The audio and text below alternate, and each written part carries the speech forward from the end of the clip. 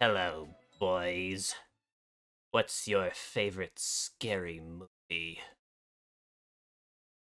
Is that an actual question That was or that was an actual question. I don't know. I don't watch many scary movies. I'll go with Jaws. Yeah, I'm not really sure. What Alien count? Yeah, Alien. Alien's my favorite scary movie, I guess. All right, Why? not What is not bad your picks. favorite? What's your Honest, favorite scary movie? honestly, I don't know. It might be the original Scream, but that's not what we're talking about today. We already talked about that one like a couple years ago. No, we're talking about the sequel, Scream 2. Before that, let's introduce Two ourselves. Cream. I am Lugia. I am Patrick. And I'm Red. Drum Arts. All right, So let's talk before the about the news. before the festivities. A few people passed away this week. First was Richard Roundtree, who's best known as playing Shaft in the Shaft movies. The 70s blaxploitation movies. I'm sure most people are familiar with the theme, or possibly the legacy sequels, because there's the original, Shaft trilogy, or no, there was Shaft, Shaft's Big Score, and Shaft in Africa, the original trilogy in the 70s, and then in 2000 there's a legacy sequel following Samuel L. Jackson as Shaft's son, and then the 2016 sequel, I believe, has Shaft's grandson too. So widely regarded as one of the first black action heroes. So pretty legendary. I'd argue he's probably the most famous blaxploitation character because I knew who Shaft was even as a kid. I only knew Shaft through the song. Yeah, Song. that's the thing. It's a iconic song. He was also What apparently in the song? TV show Desperate.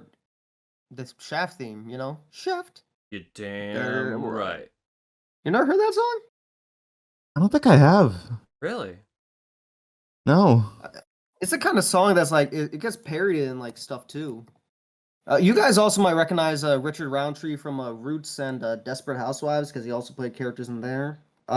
Shaft was parodied in a couple of movies, Good Burger and Black Dynamite. Matthew Perry also passed away.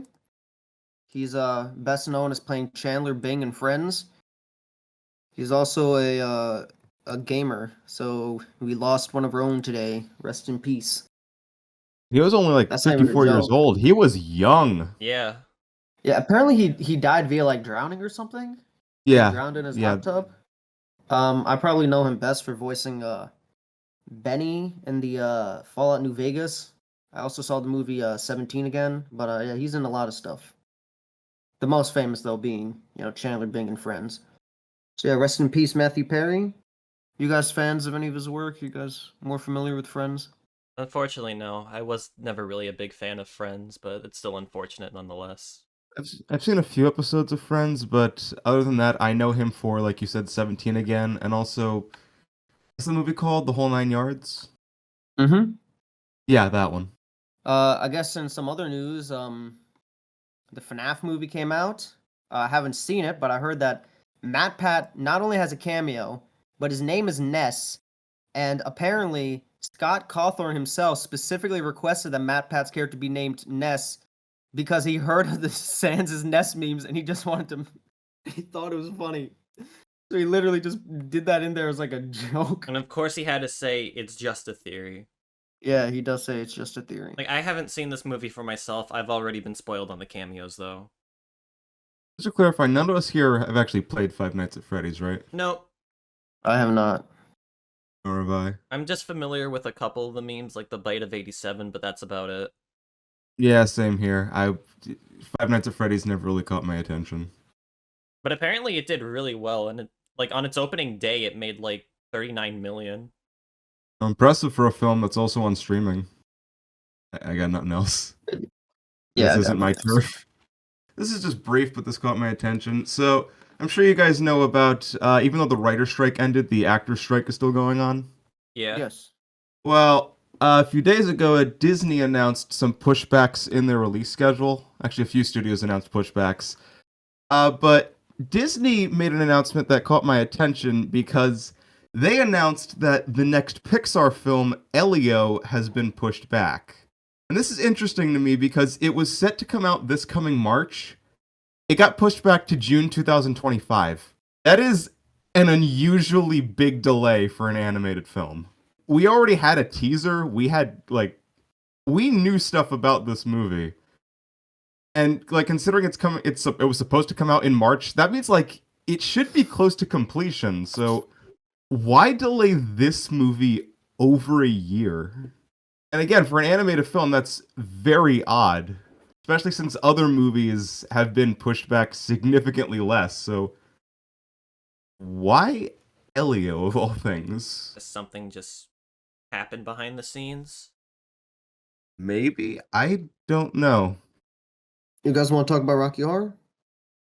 If Lugia wants to. I mean, yeah.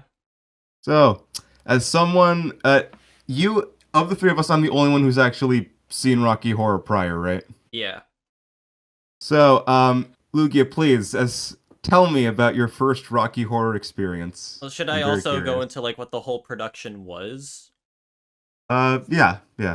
Okay, so last night I went to a shadowcast of Rocky Horror Picture Show, which Patrick was acting in as one of the characters. Brad, I think his name was.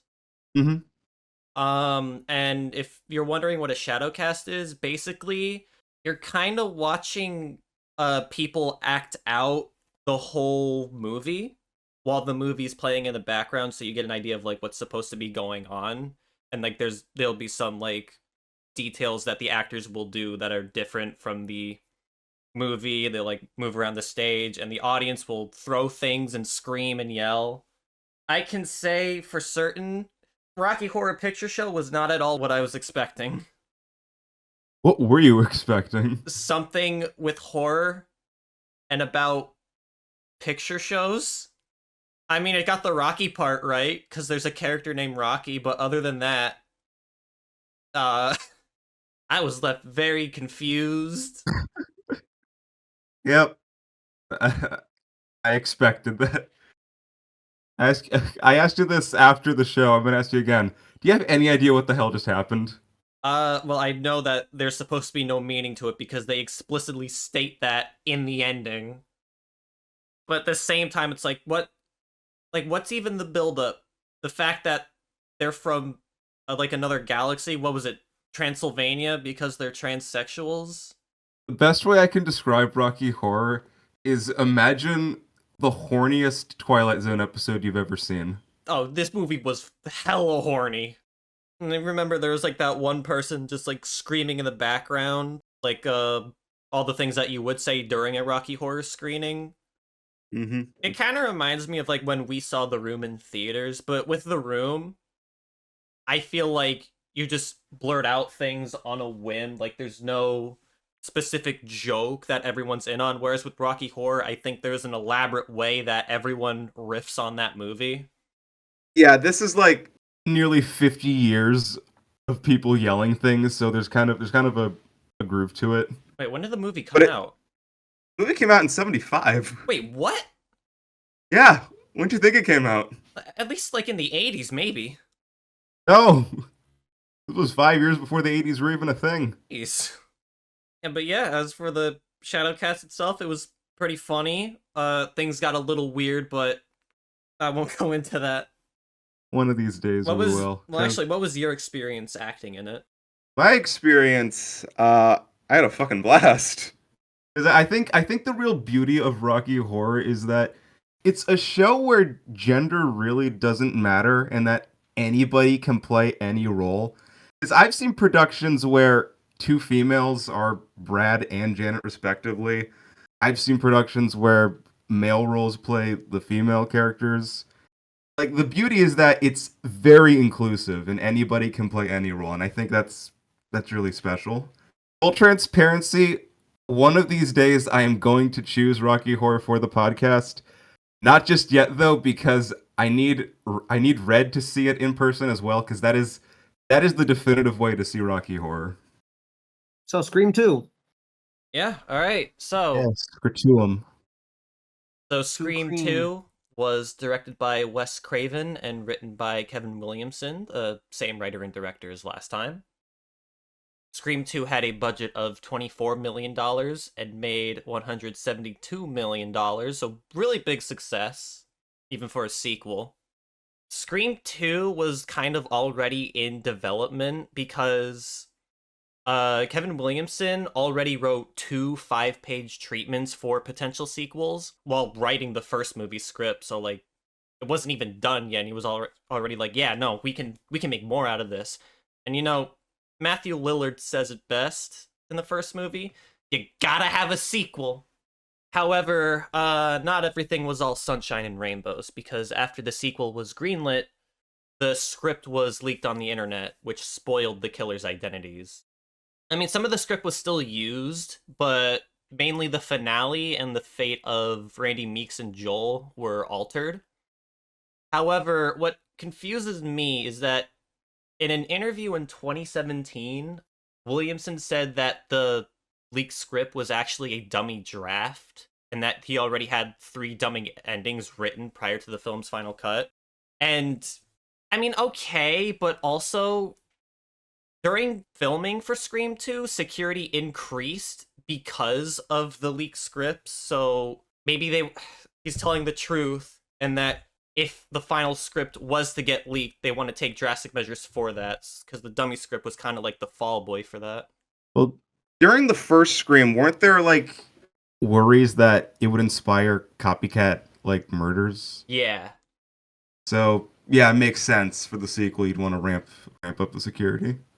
And I guess one last fun fact is that the movie won Best Female Performance for Neve Campbell's character at the MTV Movie Awards.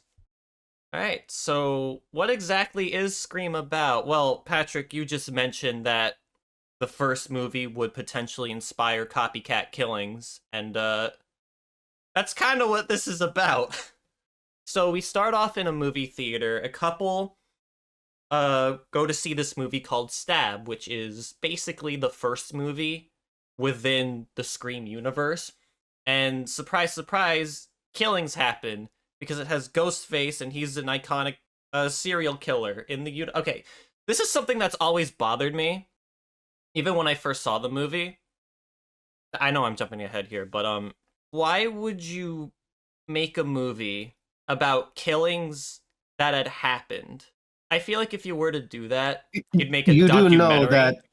No, dude, several horror movies are based off real killings. Texas Chainsaw Massacre, Amityville, The Conjuring, all that stuff's based on like true stories. You know that, right?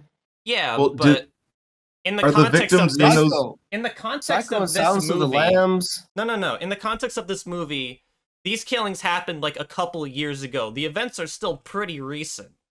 Yeah. Do you think Texas Chainsaw Massacre wasn't recent? Was Well, it? Here's my question: are the victims in those movies are the names of the victims in those movies the same as the real life events? I don't know. Let me check. Let's see. Texas Chainsaw Massacre is 1974. It was inspired by Ed Gein, which happened in, let's see, the late 50s. I ask because can't you technically sue if they use your likeness without your permission? I don't know. Because I know, like, Sydney obviously isn't happy about the movie's existence and that she's in it. And I recall I told you guys during, this is random, but I remember I told you guys during production of Dazed and Confused, Linklater was sued by his friends because he used their names in the movie without asking. Right, yeah. I don't know, So- man. Zodiac, like, I think used the people's real names, so like, there's a lot of, I don't know. We'll see. I'm not sure. Yeah, horror movies based off real events are very much a thing, and they happen relatively recent. I mean, wasn't that Slender movie like really controversial because it was based off those girls that actually like killed people because of Slender Man? The Slender Man That was movie? like, yeah, you don't remember that? No, I remember the Slender Man movie, but it just kind of came and went. I don't remember anybody ever talking about it. I mean, it was controversial because they apparently like based it off of these stabbings that happened due to and like They the did? people that stabbed said that they were I never inspired by heard Slender Man. this. Oh, okay. Well, Huh. I mean, while we're on it, this movie does very much like kind of grapple with themes of media's violence effect on real life violence, and They spell it uh, out clear as day. There's like a Mhm. whole scene where they talk about that. That's the guy's Yeah. alibi. yeah, and this is I thought it was kind of interesting. It's kind of an evergreen topic because I feel like people still talk about that like all the time, even though I think for the most part people just kind of settled, but All right, but anyway, cut to the present. We have Sydney Prescott, the protagonist of the first movie, now in college. On the news, she sees a man named Cotton Weary who was accused of raping and killing her mother, Maureen Prescott. And he's going to be a free man, and she's very, very upset about that.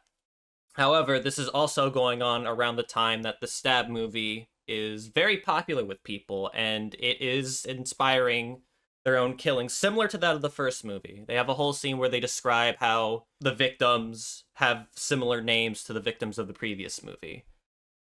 And wouldn't you know it, they're coming after Sydney next, and they're also killing a bunch of other people in the process. So, yeah, that's actually pretty much it, at least for the main drive of the movie. The killings are happening again. It's a sequel. Not necessarily second verse, same as the first. They do play with your expectations a little bit, but for the most part, it's very similar in execution. So, I don't know if we should start with this, but what did you think of the killer's reveals this time? they were not as good a twist as the first movie, but it wasn't like bad, I guess. Yeah, they didn't really leave that strong of an impression. One of them we'll just get into it then, I guess. So The dude was kind of cool, but like the mom, even though like she was the actual one that had like a motivation, it didn't really like hit that much. I And the felt dude, like he was just like he was just a killer. So like he didn't even have like a motivation. He was just nuts. But at least he the thing about stood out. him though is that we do not see him for very long because he just kind of comes and goes in the first half of the movie, and then he's just nowhere to be seen. Yeah, I'll admit when he was revealed, I'm like, wait, who are you again? Oh yeah, that guy. And then the mom character, I mean, I understand that she's also supposed to be like a parallel to Mrs. Voorhees from Friday the 13th, and like her being a killer makes sense because, as you said, she's the mother of Billy, who was one of the killers in the first movie, and she died from Sydney. However, the way they build her up feels very weak to me because she's just a random reporter who gets like 10 seconds of screen time in like 4 scenes. So the twist that she's one of the killers just kind of falls flat because it's like, wait, who are you again? I mean, we've seen you a couple of times, but you were just kind of there. Whereas with Billy, it was masterfully done because like you always have the suspicion that he is a killer, and he does get caught, but then he's let go. So it's like, oh wait, is he really a killer? Did we like the movie? I mean, yeah, it was still good. Yeah, I liked it. I thought it was pretty good. It just wasn't as good as the first one. It feels a little bit more rushed. It felt a little bit more blunt. But yeah, it's like it's not as tight as the original. But it's a good time. Commentary is a bit like more heavy-handed. Felt a little bit more forced. I think like one of the issues is that like the satire in Scream was like very specific to just like horror movie slashers when this one was like much more broad, talking about sequels, and it's not as easy to kind of boil down without just kind of like explicitly saying stuff. You guys know 22 Jump Street? Yeah. I feel like that movie was like a better meta commentary on like sequels.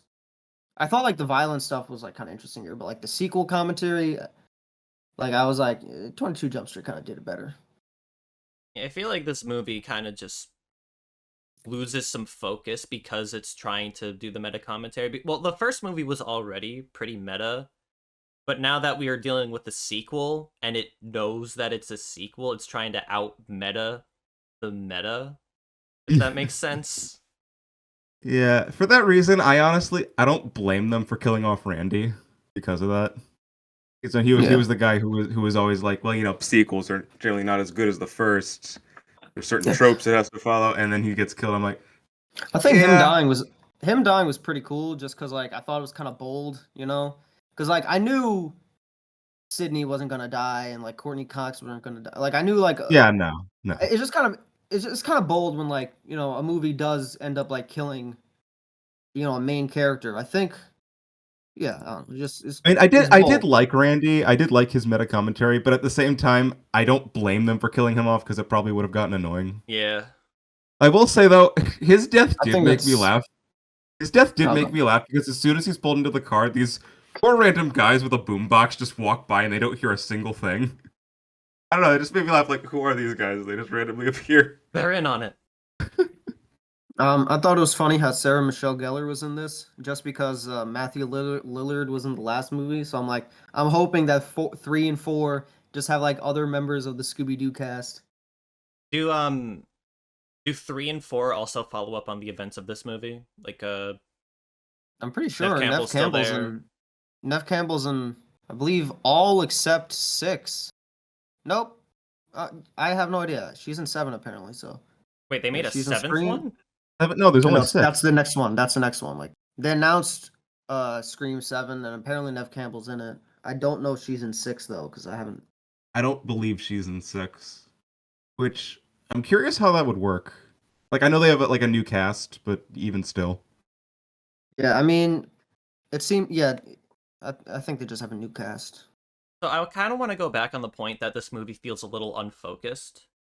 And there's a couple Okay. points of this where I noticed. So I mentioned Cotton earlier and how he's a big component of the movie, and he is in the final hour, but like before that, you get that news report, that interview in like the first 10-15 minutes, and then after about the halfway point, he's suddenly back in the library talking to Sydney. And it's like, where were you this whole time? Because he is a very important character to Sydney's arc, and I feel like his absence just kind of sours that for me. It feels like they're just like suddenly putting in and dropping plot points when necessary.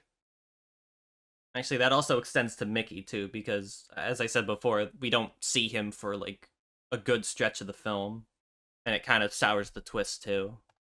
Were there any other Also, things that bugged you guys about this movie? Yeah, this didn't really bug me. I just thought it was kind of weird. Dewey and Gale being a thing. That was kind of a thing in the first movie, or at least by the end of it. Well, yeah, but they're on school grounds at night trying to crack a case, and they start making out. Like, like now, really? Anything else that bugged you, or Not really. Like I can't say this movie really bugged me. It was just I just watched it. I was like, that's okay, and then I didn't really think too much of it after. I kind of like the opening sequence. Like that's probably like the part of the movie that stood out most to me. The opening sequence, and like I do like kind of like the action and the ending. You know, the way they kind of I think the kind of like set pieces are good. Any standout moments to you, Lugia? I think I'm done with the stuff that bugged me. There were a couple things I liked. Well, for one, the fact that they try to play with your expectations. So, one thing I noticed, specifically with characters like Dewey and Derek, Sydney's new boyfriend, like at the end of certain scenes, the camera will dolly in and suspenseful music will play, and that'll kind of make you question, oh, are these guys going to be the killers? But that's not what ends up happening. But it's still a nice little play on your expectations. What about in terms of set pieces? I did like that finale with the stage play. That finale was cool. My favorite scene though had to be the one where Randy dies because he's on the phone with one of the killers, and Dewey and Gale are trying to find other people with phones to track down the killer, and they're unsuccessful. I thought that scene was really well done. Yeah. My two favorites were probably the scene at night with Dewey and Gale. I said even though them as a couple was kind of weird, I did like the follow-up scene where they're trying to escape Ghostface in the sound booth. That, and also the scene where Sydney and her friend are in the car trying to get out with Ghostface, and you don't know if he's dead, if he's alive or not. Though she absolutely should have taken the mask off. I'm sorry. Yeah. Like, I know that's the point, but I'm sorry. You were right there. And then when she tries to do it again, it's too late because he's gone. He's gone. Didn't even hear the car door open or close or nothing. Yeah, I don't know. Overall, I'd give it a thumbs up. Not 2 thumbs up, but like 1 thumbs up. Like a It's a recommendation. 7 out of 10. Like it's still good. Like if you love the first movie, you'll like this one, but like don't go into it expecting something like more Yeah. grand. I guess if you, yeah, so like if you want set pieces and you kind of thought the meta commentary in the first movie was funny, check this out. If you thought the meta commentary in the first movie was grating, then maybe don't check this out. But yeah. I'd say I enjoyed this about as much as the first one. I still think the first one has that edge because it's the first and because it was so different when it came out. But I still enjoyed my time with this. One more random tangent. This has nothing to do with anything, but Okay. this just stood out to me. So, Courtney Cox is in this movie. And at 2 points, they name drop David Schwimmer and Jennifer Aniston. And I'm just like, friends? I don't know. It's always weird to me when movies name drop actors who worked with the actors in the movie. It just makes me think, like, what movies or TV shows exist in this universe. Well, I mean, technically, Scream does. Well, I'm sorry, Stab. It does, yes. But, like, does Friends also exist in this universe, but somebody else has Courtney Cox's role? Well, Nosferatu Or does also Courtney exists. Cox actually exist? I don't know. It's just something I think about. It doesn't detract from anything. It's just a weird me thing. Well, they also have that whole discussion of like other horror movies and sequels. So I'm just gonna assume that like everything that like every show and movie that existed at the time is canon in that universe too. Maybe. This was the 90s, and Friends was like the most popular TV show, so it's possible. I don't know. It's not important at all to anything. Again, it's just a weird me thing. All right. If there's nothing else, Patrick, I believe it's your turn. Right. Okay. I'm going to ask you guys, do we, even though by the time this is up, Halloween is going to be over, do we want to keep the Halloween vibes going, or do we want to move on? I'll leave that up to you. Your choice. I don't know. I could give you the option, but at the same time, I want to surprise you guys. Well, here. Red, do you plan on choosing something spooky related for your next movie? I probably will, yeah. Fuck it, yeah, I'll keep the spooky vibes going. This isn't directly a Halloween movie, but it does have some creepy imagery in it, so good enough. And we're going to be crossing into new territory with this, because funny thing, as many times as we've talked about animated films, we have not talked about a single film in the Disney Animation Library. So why not start now with, of all things, the one movie Disney would not want us to talk about. Next week is The Black Cauldron. I was gonna say Treasure Planet, but okay, that works too. No, Black Cauldron is way more infamous in terms of what the legacy it left. Have you guys seen The Black Cauldron? I think I've seen it I once have not. before. I saw it once a long time ago, and I don't remember much. I've never seen it, yeah. Honestly, I have a couple like big Disney blind spots, honestly. Like, I saw The Great Mouse Detective for the first time, like, not that long ago, like either earlier this year or maybe last year. Yeah, this will be interesting. Mm-hmm. Keeping up with the themes of we talk about famous directors / corporation, and we start with their weirdest one. Black Cauldron is definitely an odd duck in the Disney catalog. It's not one the studio likes to bring up because it nearly killed them. Oh shit, really? Yeah, this movie nearly bankrupted Disney. But I'll get into that when we actually get into the movie.